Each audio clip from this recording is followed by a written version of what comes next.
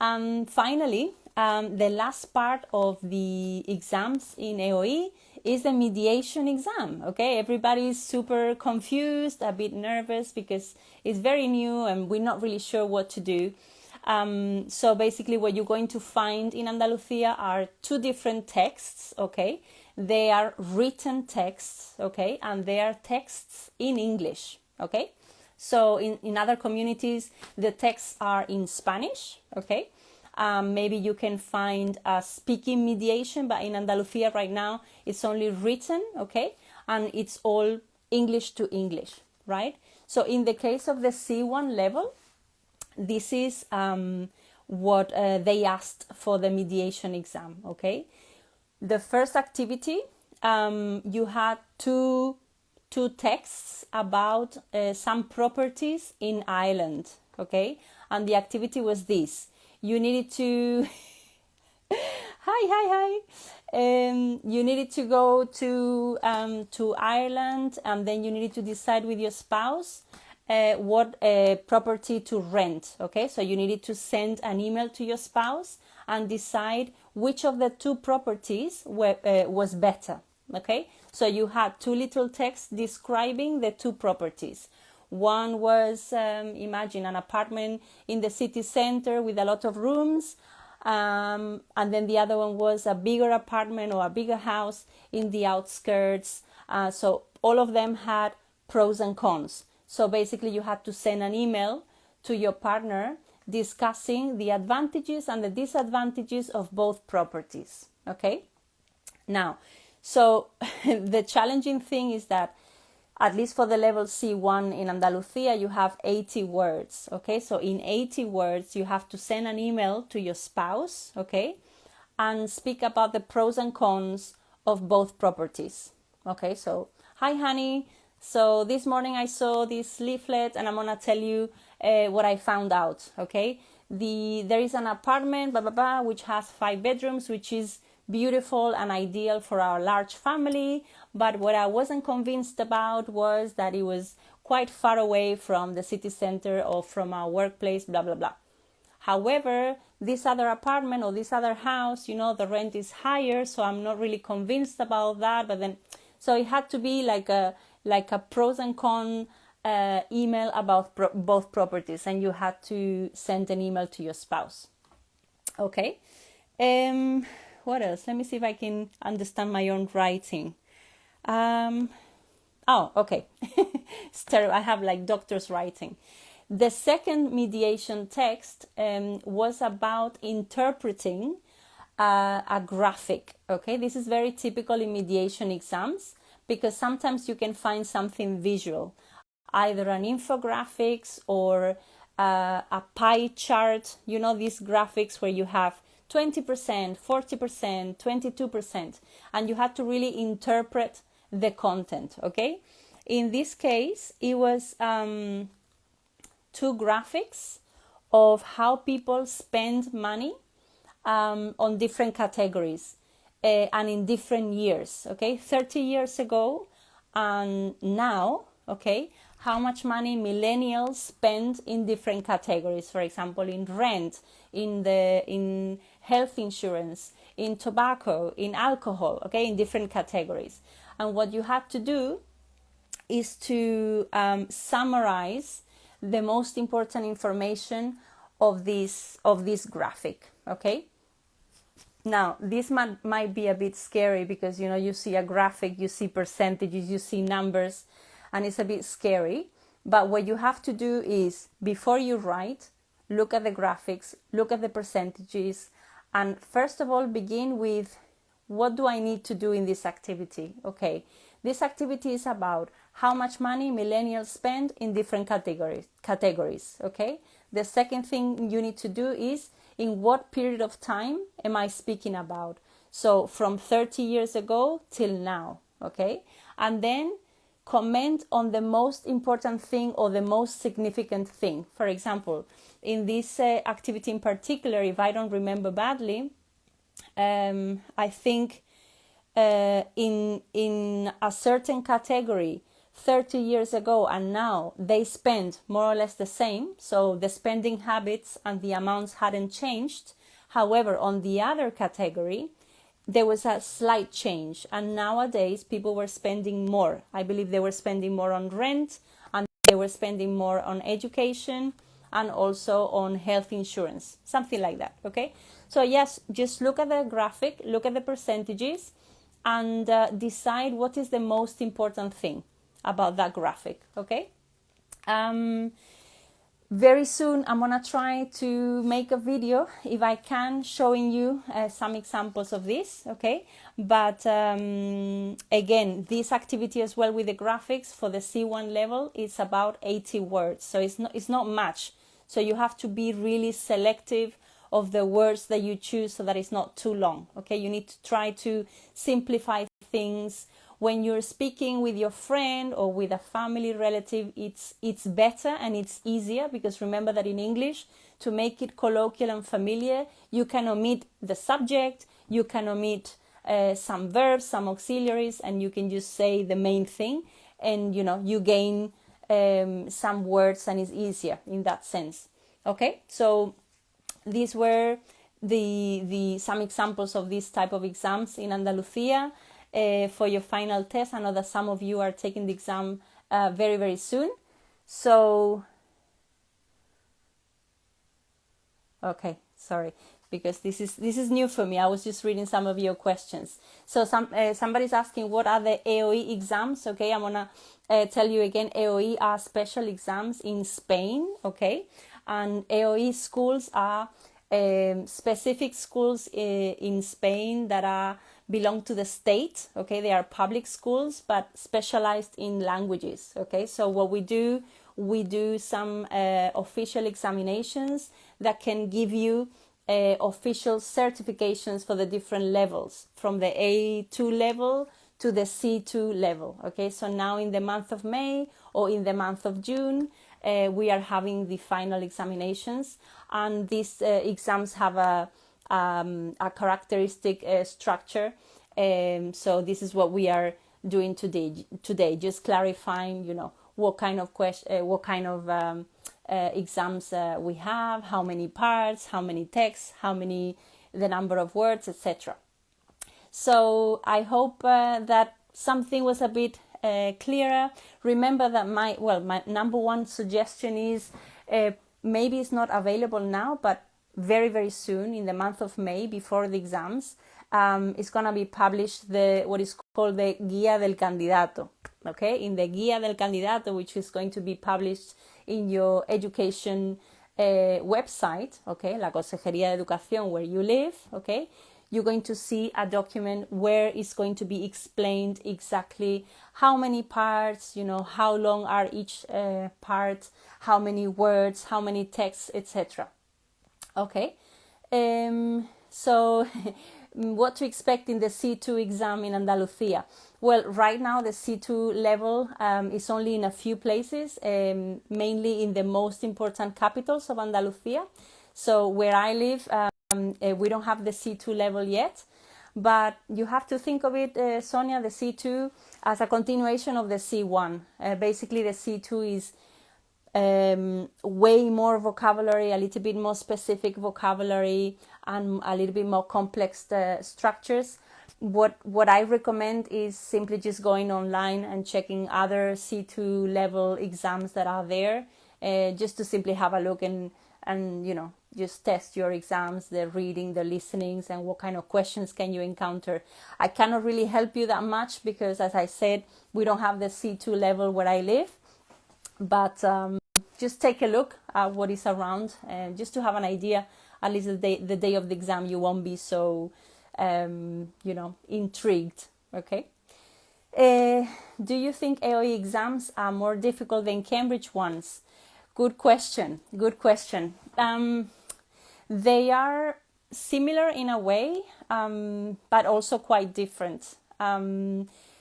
It's a tricky question, really. I believe that, when I speak to my students that have been doing or taking the Cambridge exams and also the EOI exams, it all depends on what you need at the moment. Sometimes people that are really concerned about learning the language, improving their language, studying everything in depth, okay, they benefit a lot from the EOI exams and being an EOI student, since it's a whole course, long year, studying and practicing, etc. However, sometimes if people are kind of in a rush and they need the certification, they would rather go to take the Cambridge exams. It all depends. I mean, they are similar in a way. I mean, the reading exams are quite similar. The listening as well, it's quite similar too. But I believe it depends on how much you want to take from this journey. Okay, if you want to really go in depth and grasp the language and all the structures and all the learning process, I think maybe EOI is more complete. However, if you need a quick certification, or if you're not interested because you kind of have the level, maybe Cambridge is a better solution. I don't know. It's a hard question to answer. Okay, so I don't know. Yeah. Okay. Let me quickly read if I see anything over there. Thank you for your tips. Thank you for creating this space. Thank you guys for being here. This is my first time. Okay.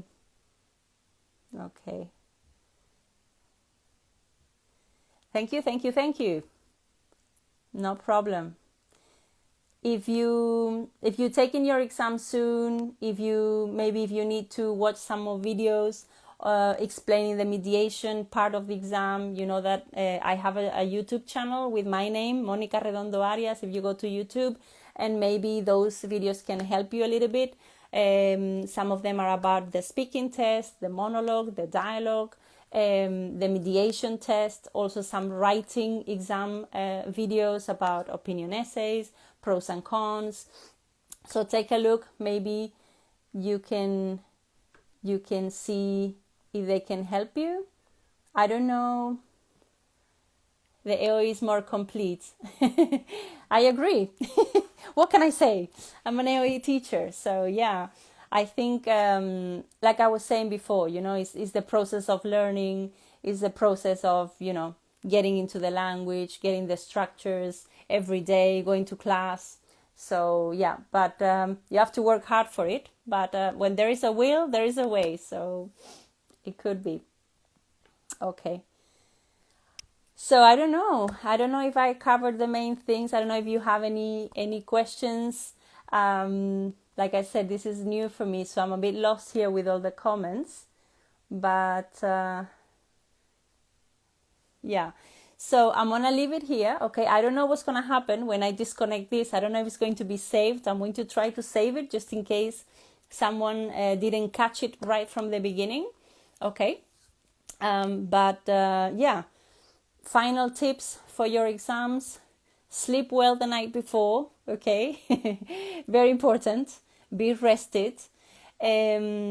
Obviously, the main tip that I can give you is preparation in advance. You cannot just show up and just hope for the best if you haven't prepared, Take advantage of all the exams that are already published around, download them, practice them at home, time yourself, put the timer, set your timer to see how well you could do. And for the speaking exams, especially for the speaking exams, take different monologues, take different dialogues, and practice at home before the day comes, okay? And how can we practice our speaking for the EOI exam? Exactly. That is the $1 million question, Pilar. You would say, well, I'm alone in my house. How can I practice? Should I speak to my dog? He doesn't reply. But listen, the monologue part, okay, you can take monologues from other previous years' exams, okay, and then imitate as if it's the day of the exam, okay? So imagine it's the day of the exam, and you have in Andalusia, sorry, I didn't say it before, you have about 15 minutes preparation time before you begin your monologue and your dialogue, okay? So take a look at the monologue and write down the few ideas that you want to comment on in order, okay? Write down a few ideas, only keywords, only a few words, not full sentences, because then you are going to get all confused, okay? Keywords in order, maybe some connectors on the side that you are going to say, okay? On the other hand, furthermore, besides, etc. And practice, just practice, record yourself, record your voice, record yourself in video, anything, but record yourself to see how you do it, okay? Take topics that you are familiar with, that you can more or less get by with, and pick topics that are a little bit harder, because maybe you didn't study in class the whole year, to compare how well you can do with one and the other one. And yeah, the solution is to listen to yourself and see, oh, I think I mispronounced this word, or here this conditional sentence I don't think is right, but write it down and check, oh, I forgot the verb have, or I forgot this and that. And that is a way. What I'm trying to say is that don't leave the speaking moment for the day of the exam. I mean, don't do your monologue in the exam day, because it's not going to work. You need to have lots and lots of practice. You need to have done millions of monologues before. With the dialogue, it's a little bit more complicated, because in the dialogue you need your partner, okay? But the preparation is the same. Take a few ideas, write down your keywords, your expressions, maybe an idiom that you want to use, okay? But nowadays, if you have your classmate, if you know the person who is going to take the exam with you, why not? Just have a video call through Instagram, why not? Or through WhatsApp or anything like that. Nowadays, there is technology, it's easy for everyone.